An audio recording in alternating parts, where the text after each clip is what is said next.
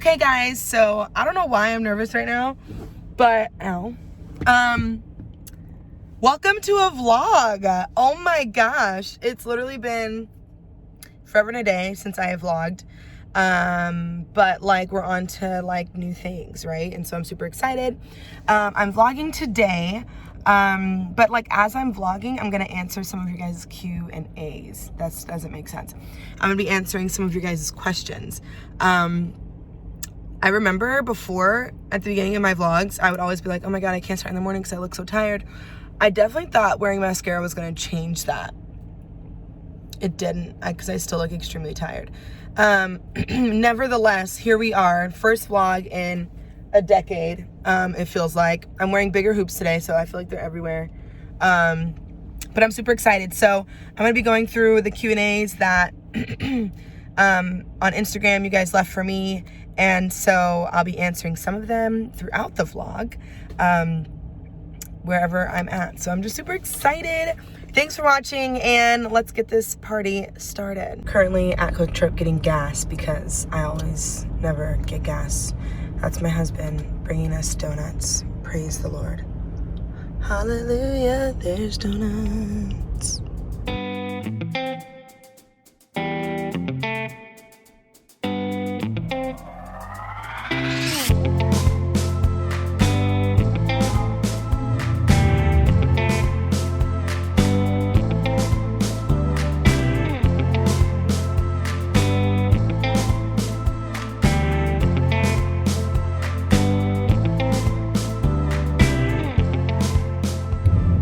Okay guys, so we are on our way to the mall.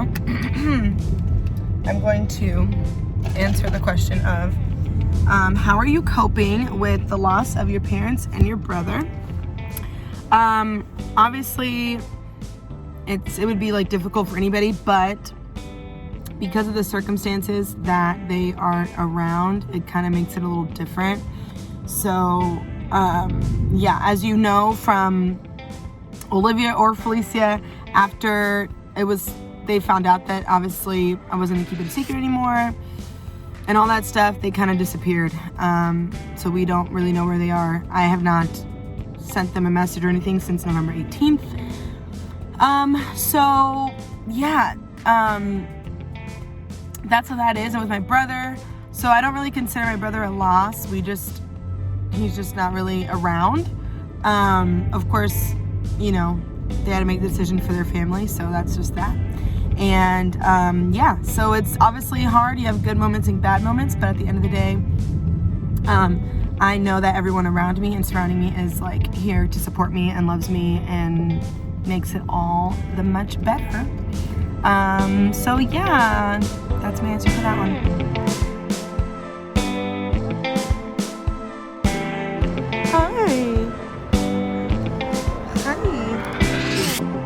Smarty boy.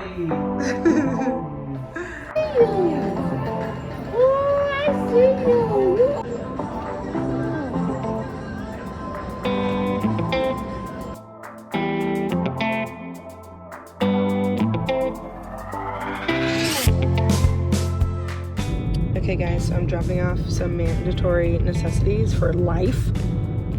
Tortillas and cheese for quesadillas to Olivia because we left it at the cafe. So yeah.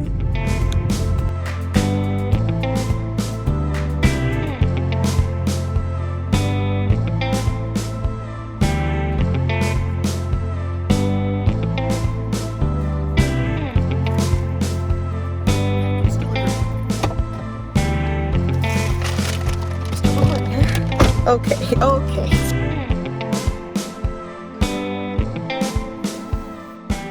Okay, you guys, so I have eaten, and it was really, really good. Now I'm gonna answer, will you ever forgive your mom? And Ashley asked for forgiveness. So, yes, absolutely. Already have forgiven both of them actually, because we all know, like, we have to forgive, and I want to be forgiven, so of course I'm gonna forgive. And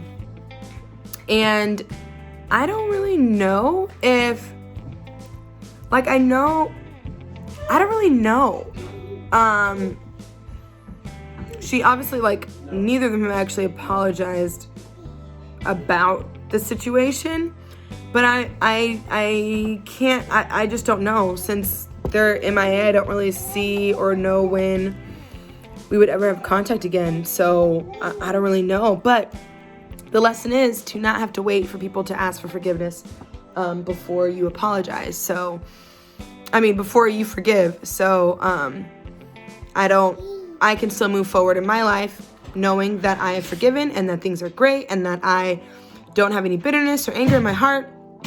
And I can do that without her actually asking for forgiveness or apologizing. So, yeah. So, yes, I have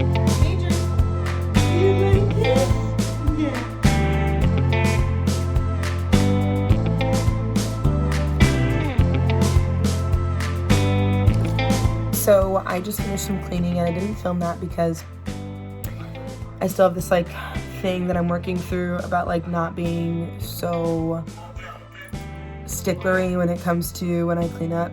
So it's not like a fun sight, but I'm working on it. That's called Years of Being Scared Saturday Cleanings, when you have to clean because your parents made it very toxic and just really bad. But anyways, I did a little shopping. By shopping, I mean returning. By returning, I mean exchanging. And I got these earrings. I feel like they're super cute. I'm still like trying to figure out the kind of earrings that I like, but I really like these. So someone asked if I was going to therapy. I will be going to therapy. I haven't started yet. Things have just been crazy. I should have started it like a long time ago. But I will be starting it soon. So I am totally pro get the help that you need, obviously. And like, I think you don't really, it's the office. You don't really know how much things affect you until they do. And I don't want to just sit around and wait until like, oh, this is the cause. You know what I mean? So, yeah, I'm gonna do that. To be honest, someone asked what are the steps that it took for me to get here? And to be honest, it was really getting out of that like environment of control. So, being around my mother and my stepdad for like all the time.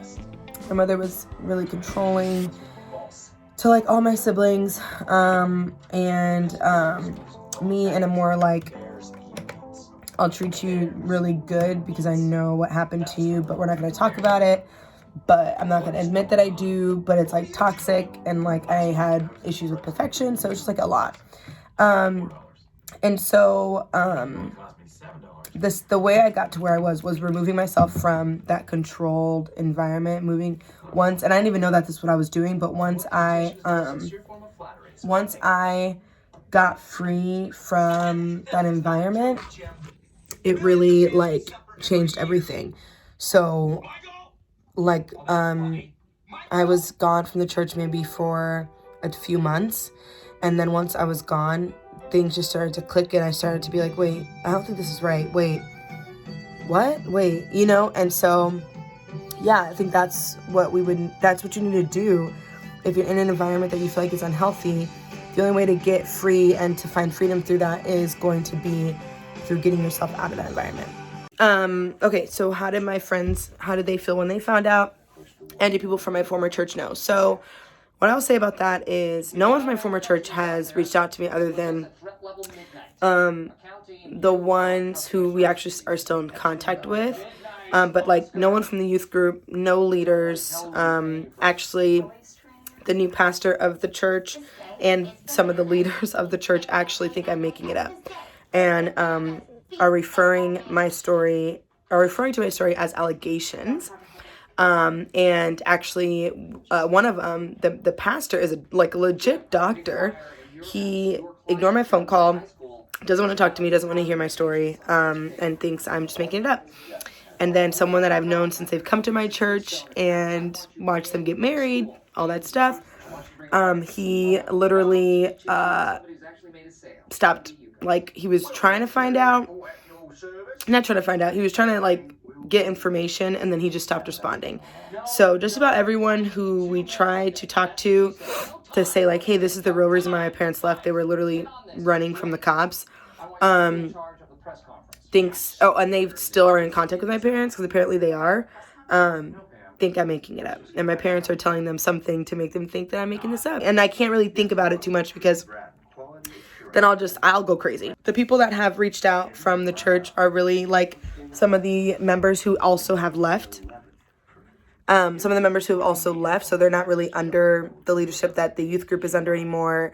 Some of the young kids are under anymore, and so they've reached out to me. But everyone that's still in attendance of the New Destiny, they have not at all. So that's been kind of crazy. In the mood, someone asked me how I feel that Major is going to be 1 in 2 months. Don't know, don't like it, don't appreciate it. I'm not on board with him getting older, but it is a lot of fun. I actually love watching him like experience new things and get older and doing, this is all the stuff I got, guys. This is not laundry, but there's a pile of laundry somewhere else. But yeah, I'm overwhelmed with the fact that he's literally going to be a year in 2 months. Like, so much has happened since this little child has been born. But I'm thankful that we get like the whole rest of his life to be like healed and with people that love us and all that stuff. So yeah. Asked how how my siblings reacted when I told them. So to be honest with you, my sisters, it was so heartbreaking.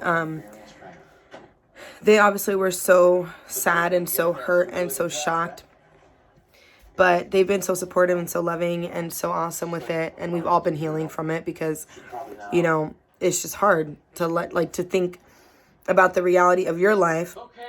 You know, for them, having the issues that they've had with my mom and my stepdad, and then knowing that this was going on behind the scenes the whole time. It's just like a really harsh reality. And that's still kind of being dealt with sometimes. And yeah, it was hard for sure. My brother, you know, like I said, we don't really talk for real at all. So I actually had to tell him over an email. And, you know, I'm not really sure. I know he was sad, but I'm not really sure, like, how that reaction was. So, and I believe he believes me, so that's really cool. And that's enough. But honestly, you know, I don't know. And I say I don't know is not because he was, like, questioning me or anything like that, but when we did talk, it was, like, a 2-second conversation over a Zoom call, and we haven't talked since. So